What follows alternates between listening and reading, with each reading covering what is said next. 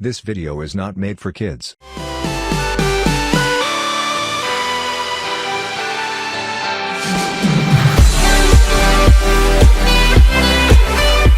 तो hello and welcome students, आज हम लोग पढ़ने वाले हैं क्लास 10th का एक बहुत ही इंपॉर्टेंट चैप्टर ततारा विमोरो।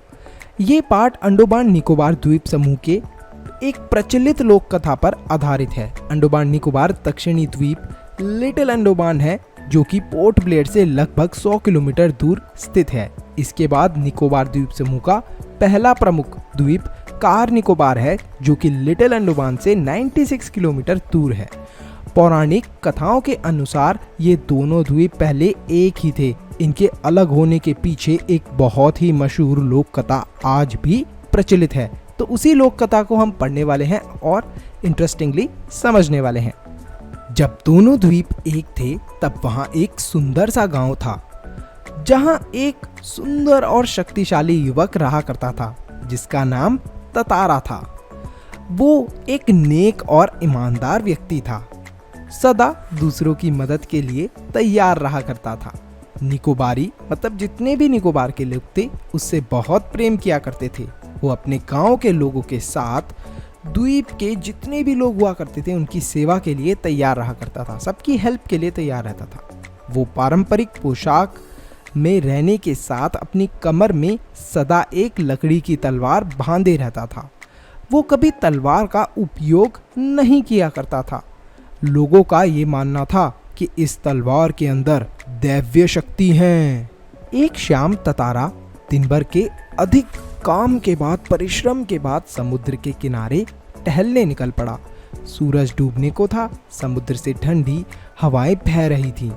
पक्षी भी अपने घर को वापस जा रहे थे। ततारा सूरज की अंतिम किरणों को समुद्र पर निहार रहा था। वो देख रहा था, अरे अब तो सूरज ढलने ही वाला है। तभी उसे कहीं पास से मधुर गीत गूंजता हुआ सुनाई दिया। वो अपनी सुध बुध खोने लगा, मतलब वो सारी चीजें भूल गया, एकदम से उस गाने की तरफ ही अट्रैक्ट होता गया।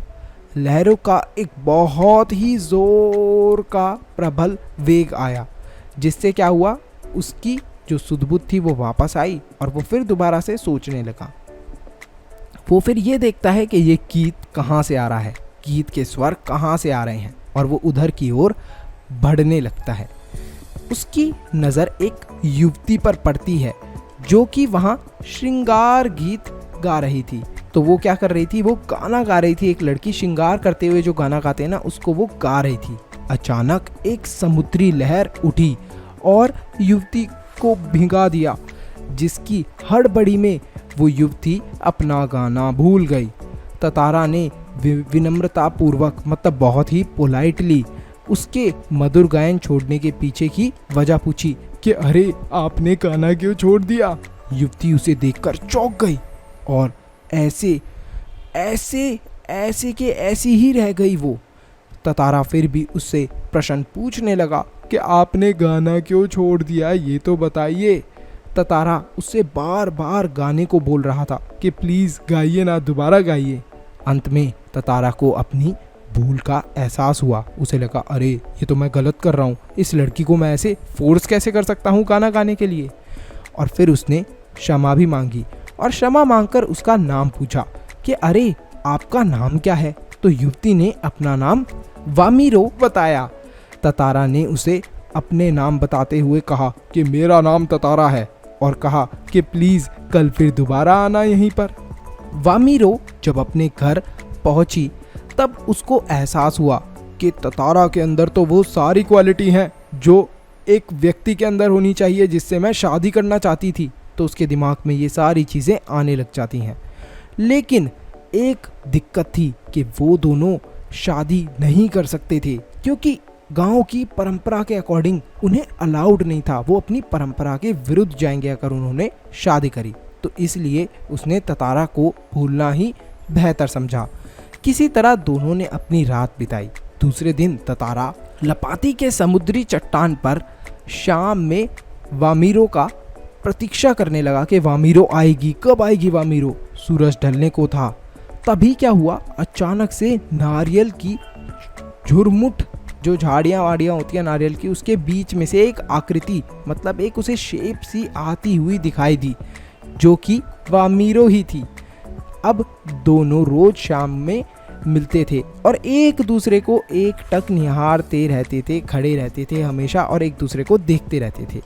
अब लपाती के कुछ युवकों ने, मतलब वहाँ पर जो कुछ लोग रहा करते थे, उन्होंने इन दोनों के मुख प्रेम को भांप लिया। समझ गए कि अरे ये दोनों तो एक दूसरे को पसंद करते हैं, और ये बात हवा की तरह चारों तरफ फैल गई और सबको मालूम हो गया।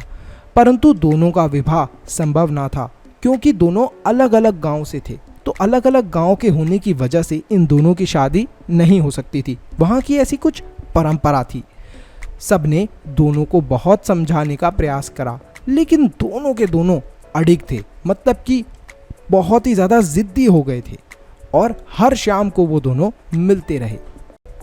कुछ समय बाद ततारा के गांव पासा में पशु पर्व का आयोजन था, जिसमें सभी गांव हिस्सा लिया करता था।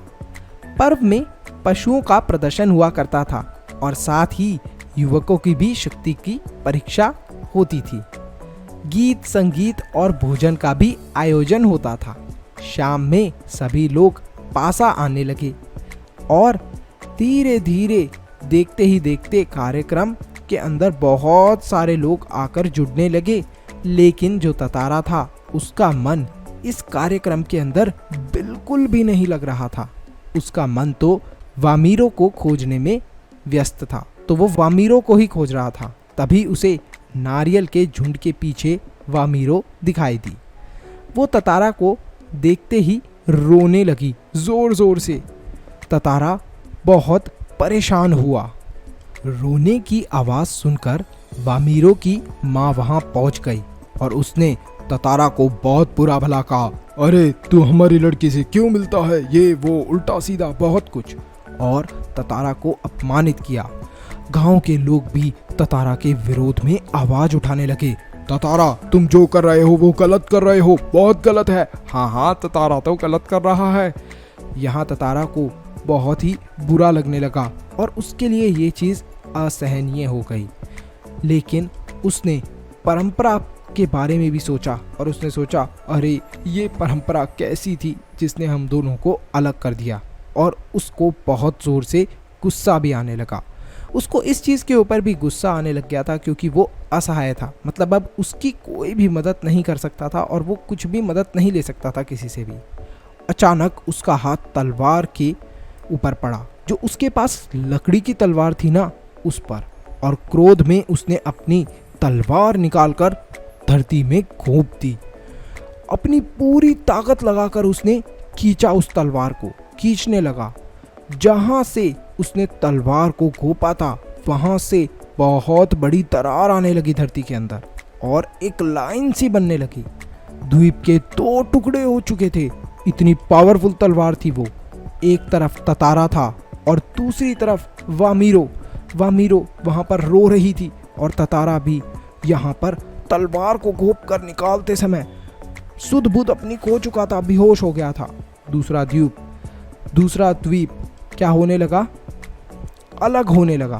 ततारा को जैसे ही होश आया, उसने दूसरे द्वीप को कूद कर पकड़ने की कोशिश करी, लेकिन वो उसे पकड़ नहीं पाया और सफल ना हो सका।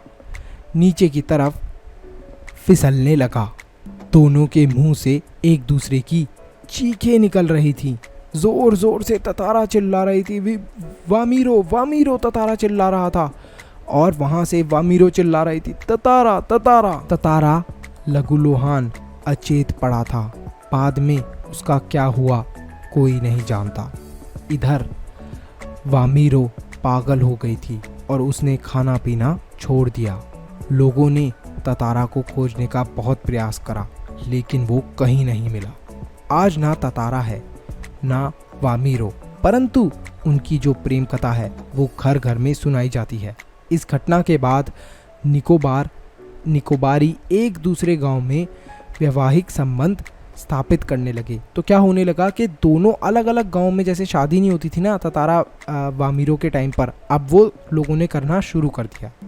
ततारा की तलवार से कार निकोबार से जो 2 टुकड़े उसने किए थे वो दूसरा टुकड़ा बन गया लिटिल अंडमान। तो आई होप स्टूडेंट्स आपको ये स्टोरी समझ में आई हो, बहुत ही इंटरेस्टिंग लगी हो। तो मैं आपसे पूछना चाहता हूँ कि फर्स्ट टाइम ततारा वामीरो से कैसे मिला था और कहाँ पर मिला था। फटाफट कमेंट सेक्शन के अंदर कमेंट करके ज़रूर बताना answer.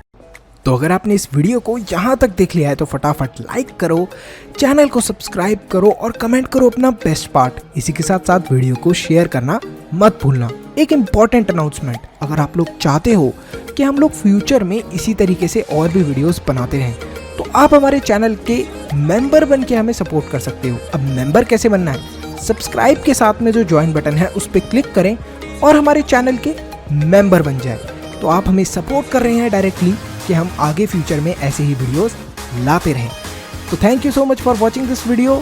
Stay happy, stay healthy, मनुष्य ज्ञान लेते रहो। Bye bye till then, see you in the next video.